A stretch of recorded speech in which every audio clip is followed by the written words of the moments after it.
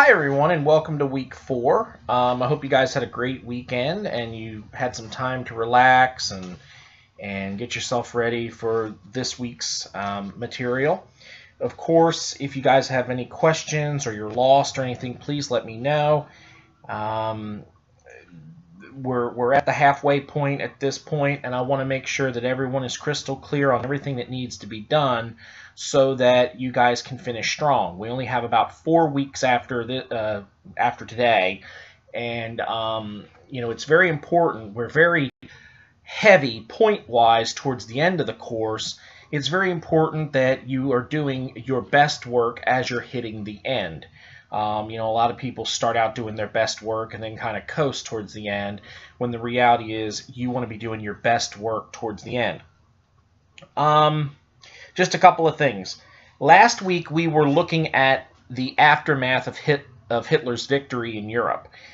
We looked at how the German war machine had taken the European continent and had removed the embarrassment of the failure in the First World War and the Treaty of Versailles. The Germans were now truly the masters of the European continent. They had either control over or influence over all the major powers in Western and Eastern Europe. The only place that they didn't was, of course, the British Home Islands, the United Kingdom of Great Britain. If you look at the issues that went on last week, we talked about the struggle between Germany and their allies, the Axis powers, and what to do with the British Home Islands. We talked about the Battle of Britain, where the German Luftwaffe attempted to soften up the British Home Islands for a possible invasion. At the same time, Hitler and his staff were also setting up unrestricted submarine warfare, at least in a different sort of way. They weren't doing it in the truly unrestricted way that they had done it during World War I that brought the United States in. They were very careful to not make that mistake, but anybody else was fair game. So if you were not at war with them, they would leave you alone. But if you were at war with them, it didn't matter what kind of vessel you were for the most part, they would come at you, okay? But they were very eager to make sure that the United States stayed out, completely out of the war. Now, this week, what we're going to look at is we're going to look at how that conflict that we talked about at the very end with the Soviet Union, how this will essentially be the death knell to the German war machine. If you look at how things were going in early 1941, you would assume that the Germans were at the peak of their power. No one was going to defeat them, that truly this was the end for what we consider to be democracy in Western Europe. And yet, within 6 months, everything's completely changed, and that is, of course, due to the fact that there was major mistakes made that Hitler should have learned from World War I, the Napoleonic Wars, and so on, that he didn't. And the question is why? Well, this is where the invasion of the Soviet Union will be the disaster that brings the Nazi regime, the Nazi empire, to an end. And we're going to look at this in great detail this week. We're going to look at the power of the Russian bear, but also Russia's most powerful ally. The Soviet Union will be allied with the United States eventually, with the United Kingdom, with France, but none of those countries is as powerful as the Russian winter. And many people don't realize just how powerful winter is for them. I mean, you can see that between Napoleon and some of the others, many people had been defeated by trying to invade Russia in the middle of the wintertime. And so this was Hitler's major mistake.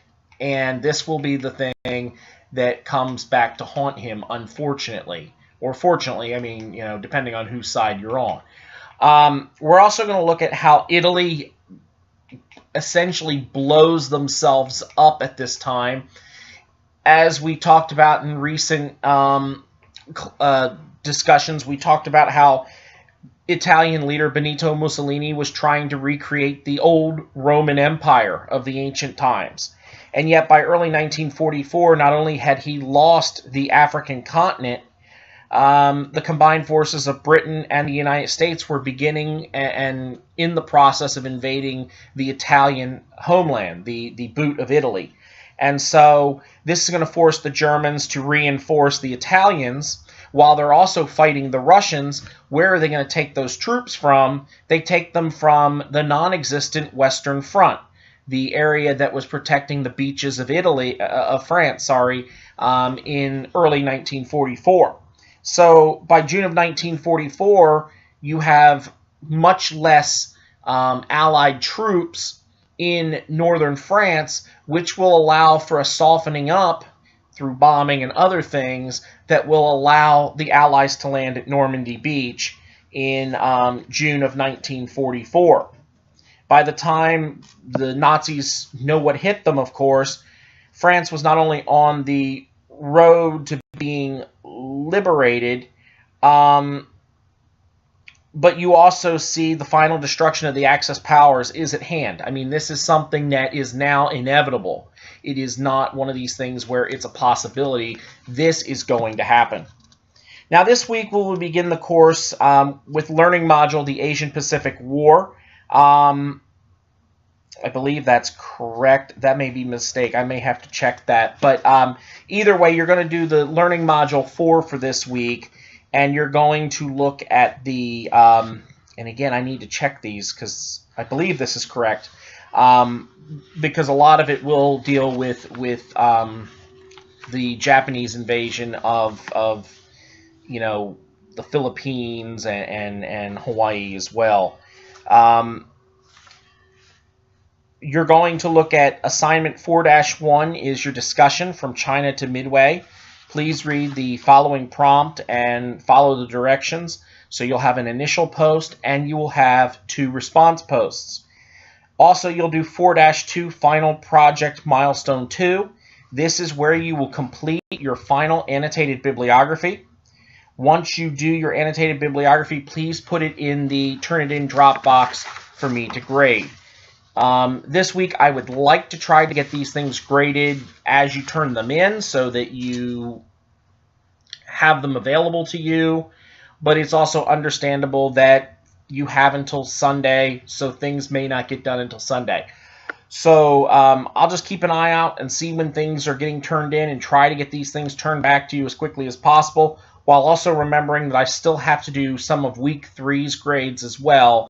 But that way, if there's any problems with the annotated bibliographies or any edits that we need you to do, we can go ahead and have those done.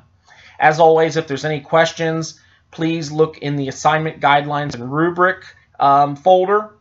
Check and see if the question that you have is answered there. If it can't be answered there, then please give me a call or email me, and I will be happy to help you any way I can.